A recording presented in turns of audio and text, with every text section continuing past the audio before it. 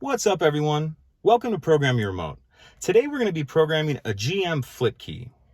This procedure is going to be to add a key if you already have one working one. So we have our already working key here, and we have our new unprogrammed key here.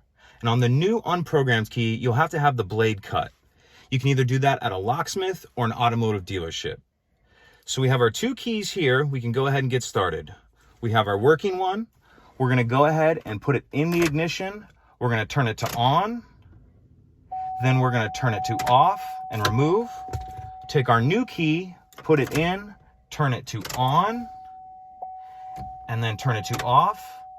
And now this key should be programmed. Let's go ahead and start to test. That's a working key.